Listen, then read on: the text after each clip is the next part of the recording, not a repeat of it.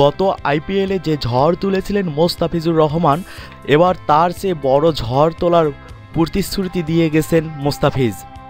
কিন্তু প্রথম ম্যাচটা হয়নি সেভাবে, মোস্তাফিজ ছিলেন এলোমেলো।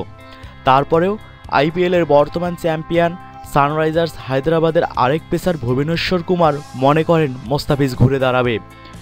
এবার আইপিএলের প্রথম 2 ম্যাচে দলে ছিলেন না মোস্তাফিজ। তৃতীয় ম্যাচে তিনি যোগ দেন দলের সঙ্গে। তাকে দলে নিতে উইনিং কম্বিনেশনও ভাঙে হায়দ্রাবাদ, কিন্তু মোস্তাফিজ সুবিধা করতে পারেননি। প্রথম ওভারেই দেন 19 রান। আইপিএলের এত রান আর আগে কখনো দেননি এই পেসার।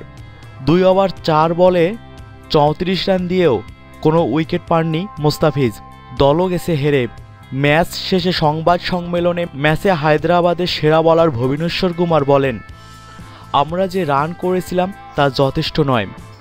এই কন্ডিশনে এই রান নিয়ে খুব বেশি কিছু করা যায় না। এছাড়া এই কন্ডিশনে বোলিংও খুব কঠিন কাজ।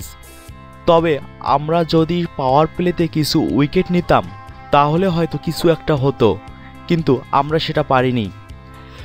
মোস্তাফিজের বিষয়ে তিনি বলেন, এমন একটা দিন যেতে পারে, এটা তার বাজে দিনগুলোর মধ্যে একটি।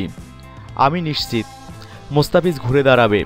সে নিয়মিত আন্তর্জাতিক ক্রিকেট খেলছে, সে জানে কিভাবে কি করতে হয়।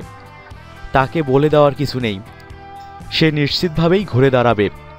সানরাইজার্সের পরের ম্যাচ 15 মার্চ। ওই ম্যাচে মুখোমুখি হতে পারেন সাকিব আর মোস্তাফিজ। ইডেন গার্ডেনে মুখোমুখি হবে 2 বাংলাদেশি ক্রিকেটারের আইপিএল দল, সাকিবের কলকাতা নাইট রাইডার্স এবং মোস্তাফিজের সানরাইজার্স হায়দ্রাবাদ। বাংলাদেশ সময় বিকেল 4:30টায় হবে ম্যাচটি।